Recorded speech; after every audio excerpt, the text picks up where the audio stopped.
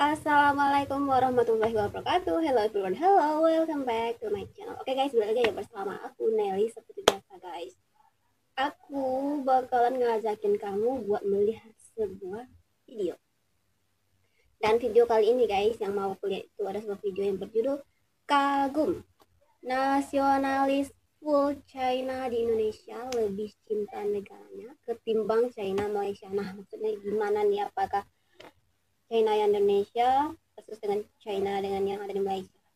Kita tidak tahu seperti apa ini video karena aku juga belum lihat guys. Oke, langsung kita putar. Tapi buat teman-teman yang udah mampir channel aku, makasih banyak ya. Semoga teman-teman semuanya panjang umur, murah rezeki, dan selalu diberi kesehatan. Amin. Langsung aja kita gas video kali ini. Let's go.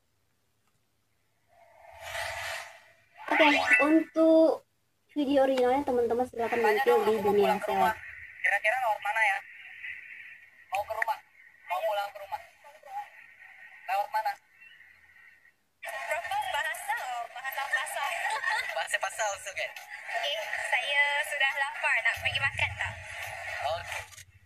Mengapa orang Cina, Indonesia dan Malaysia beda? Ini Why? jawabannya.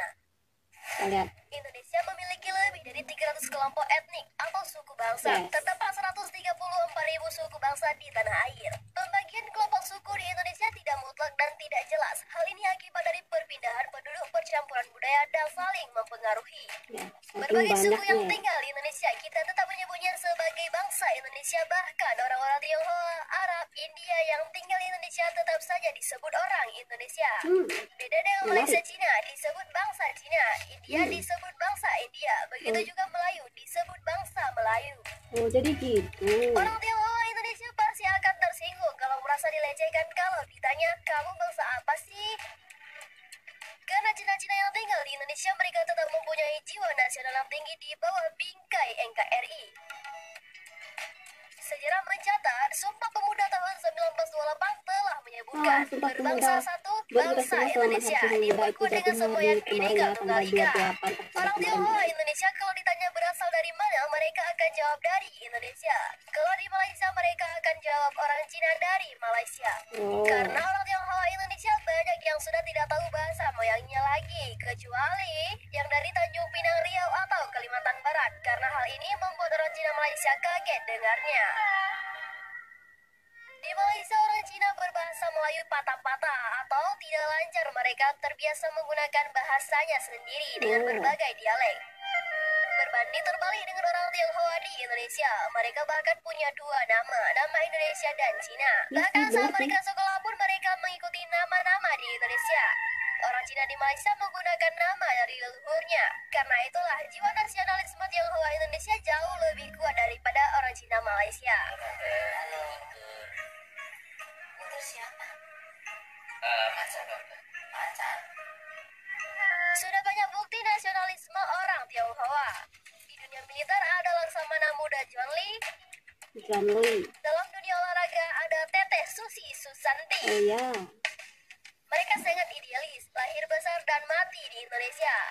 Namanya Indonesia banget. Orang-orang Tionghoa di Indonesia tetap berkomitmen. Indonesia tanah tumpah darah mereka.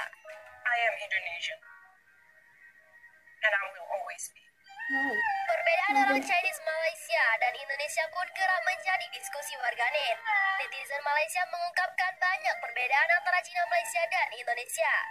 Jika perayaan keagamaan seperti perayaan Tahun Baru atau Imlek, Cina, Malaysia, dan Indonesia jelas sama. Namun, yang membedakan antara Cina dan Malaysia dengan kaum Tionghoa di Indonesia adalah pada penguasaan bahasa resmi atau dalam bahasa Malaysia sebagai bahasa kebangsaan. Ada sih yang di chat awal-awal doang. Chinese Indonesia. Kemudian mereka nggak lihat kita lagi, mereka nggak balas chat kita lagi. Lancar banget ya bahasa Indonesia ya.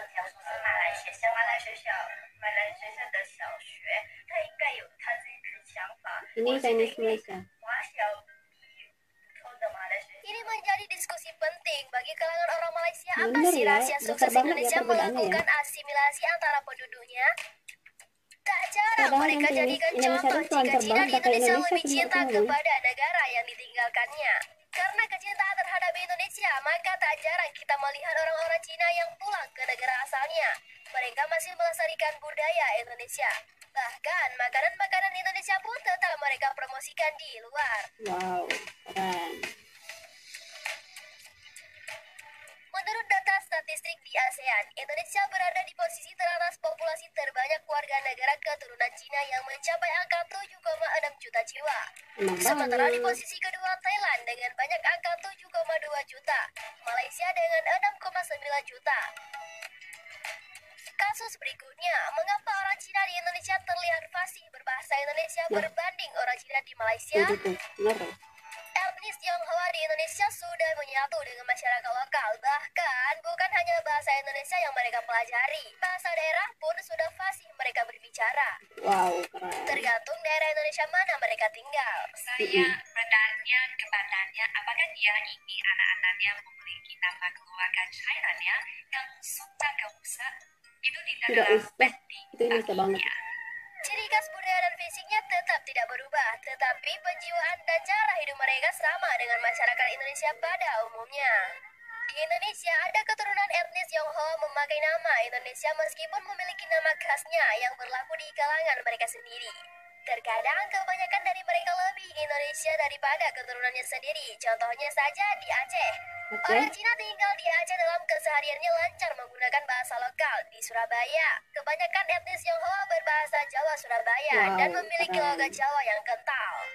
Mereka Sampai juga ke hidup bahasa daerah bercampur ya. dengan masyarakat awam dan bergaul dengan masyarakat lokal setiap harinya meskipun mereka juga memiliki komunitas mereka sendiri yang eksklusif. Hal ini tidak ubahnya seperti orang Sunda punya kumpulan, orang Jawa punya kumpulan dan lain sebagainya sebagaimana biasa dan umum terjadi. Di Malaysia, etnis Tionghoa memakai nama asli mereka sendiri dan biasanya bersekolah di sekolah khusus kalangan mereka sendiri. Bisa gitu ya? Bahkan, bahasa pengantar yang digunakan juga ialah bahasa ibu mereka sehingga kebanyakan etnis Tionghoa di Malaysia tidak banyak yang menguasai bahasa Melayu secara utuh.